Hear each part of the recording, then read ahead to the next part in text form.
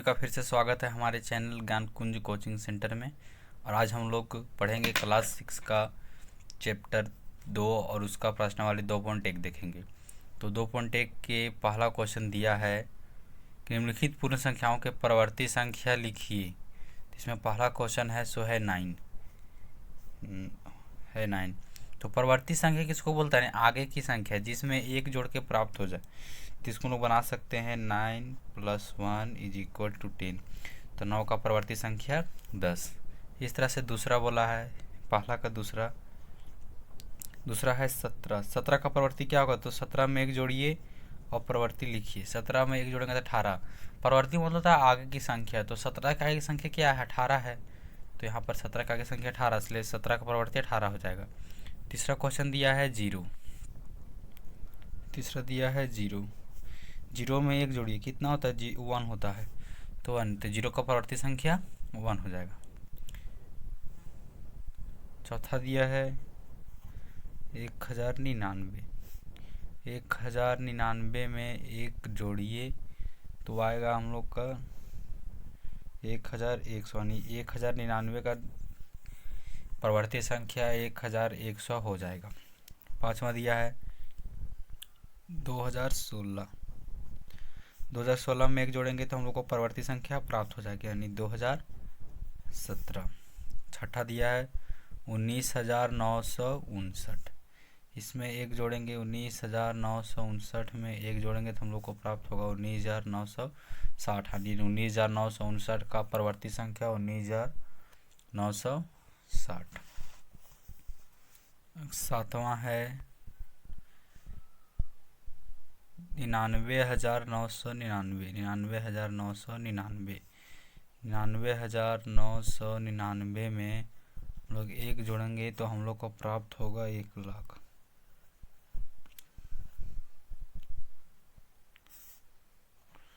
और आठवां क्वेश्चन है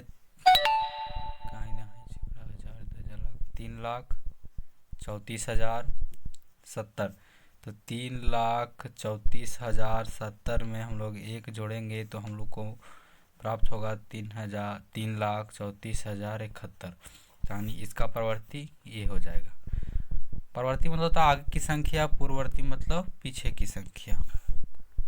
परवर्ती मतलब आगे की संख्या, पूर्ववर्ती मतलब पीछे की संख्या। तो ये 2.1 का पहला क्वेश्चन का था कि निम्नलिखित संख्याओं के परवर्ती संख्या लिखिए। तो हम लोग पहला क्वेश्चन देख चुके हैं, देखेंगे दूसरा क्वेश्चन। दूसरा क्वेश्चन क्या बोल रहा है?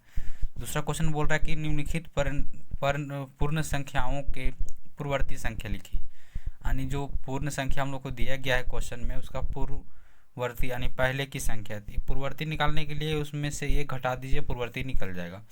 जैसे देखिए यहाँ पर दिया था पहला क्वेश्चन 10।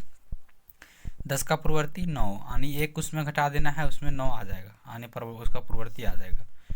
दूसरा क्वेश्चन दिया है 50। 50 में घटा दीजिए 49, तो 50 का पूर्ववर्ती 49। तीसरा दिया है 2016 दिया, इसमें एक घटा दीजिए, आ जाएगा 2015, यानी इसका 2016 का पूर्ववर्ती 2015। चौथा क्वेश्चन है 32,800। 32,800 में एक घटा दीजिए तो यहाँ पर आ जाएगा हम लोग का 32,799, यानी इसका पूर्ववर्ती हो जाएगा 32,800 का पूर्ववर्ती 32,799। क्वेश्चन नंबर 5 देखते हैं। यह है 10,050। इसका पूर्ववर्ती हो जाएगा, एक घटा देंगे तो यहाँ बचेगा 10,049, यानी 10,050 का पूर्ववर्ती 10,049, यानी पहले की संख्या को ही पूर्ववर्ती बोला जाता है।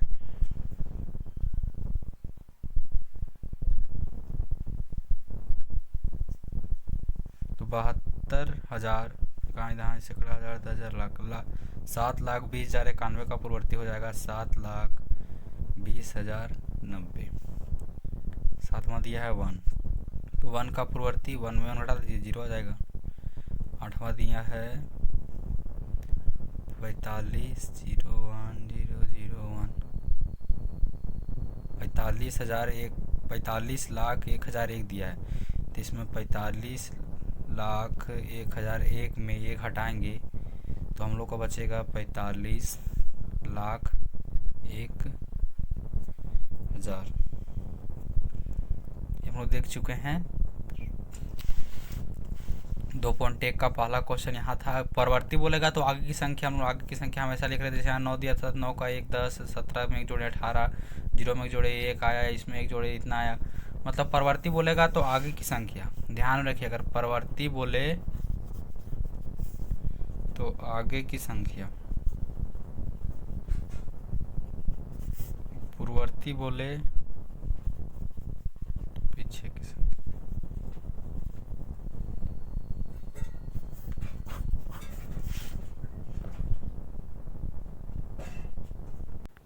सबसे छोटी प्राकृतिक संख्या कौन सी है? तो सबसे छोटी प्राकृतिक संख्या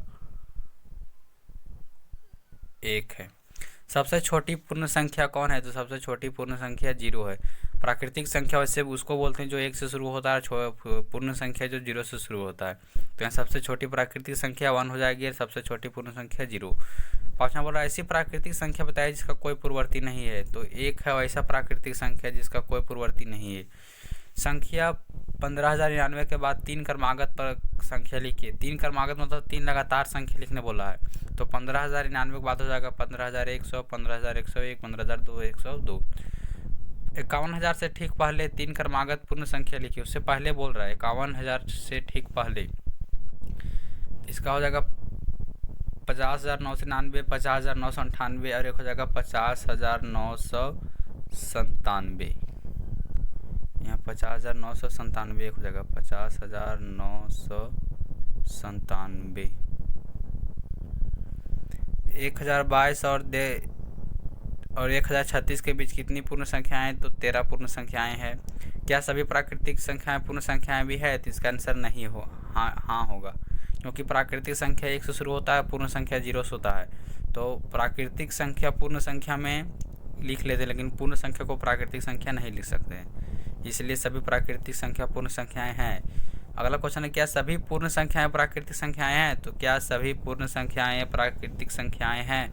तो सभी पूर्ण संख्या प्राकृतिक संख्याएं नहीं है, क्योंकि पूर्ण संख्या 0 से प्रारंभ होती है और प्राकृतिक संख्याएं 1 से। तो 0 से प्रारंभ प्राकृतिक संख्या नहीं होती, इसलिए यहाँ पर आंसर हो जाएगा नहीं। वह कौन सी पूर्ण संख्या जो प्राकृतिक संख्या नहीं है? आंसर हो जाएगा 0। निम्नलिखित कथनों के लिए प्रत्येक के लिए हाँ या नहीं लिखिए। सबसे छोटी पूर्ण संख्या 0 है, तो हाँ, क्योंकि सब 0 पूर्ण संख्या 0 1 2 3 इधर चलते रहता आगे, तो उसी इसका सबसे छोटी पूर्ण संख्या 0 है, तो इसका आंसर हो जाएगा हाँ। क्या सबसे छोटी पूर्ण संख्या 1 है? तो आंसर नहीं, क्योंकि सबसे छोटी पूर्ण संख्या यहाँ पर 0 है, 1 नहीं है, इसका आंसर हो जाएगा नहीं। क्या सभी पूर्ण संख्याएं प्राकृतिक संख्याएं हैं? सभी पूर्ण संख्याएं प्राकृतिक संख्याएं नहीं। सभी प्राकृतिक संख्याएं पूर्ण संख्याएं हैं, तो हाँ। बोल रहा है कि 10,000, 10 नहीं, इकाई दहाई सैकड़ा हज़ार 10,000 लाख, 1,06,169 की परवर्ती संख्या 1,06,168 है, तो ये नहीं है, क्योंकि परवर्ती मतलब होता है आगे की संख्या। तो यहाँ ये दे दिया है पीछे की संख्या, इसलिए इसका आंसर हो जाएगा नहीं। बोल रहा है इतना की पूर्ववर्ती संख्या इतना है, तो हाँ, क्योंकि इसका पहले की संख्या बोला जाता है पूर्ववर्ती को, तो इसमें 1 हटाएंगे हम लोग तो इतना ही हम लोग को प्राप्त होगा, इसलिए पूर्ववर्ती संख्या इसका है।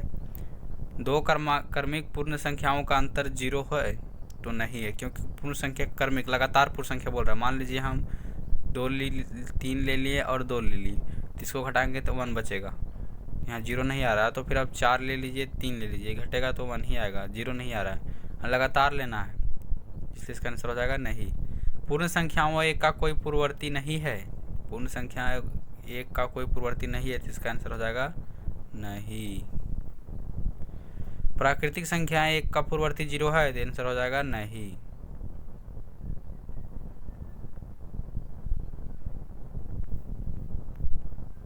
धन्यवाद वीडियो देखने के लिए।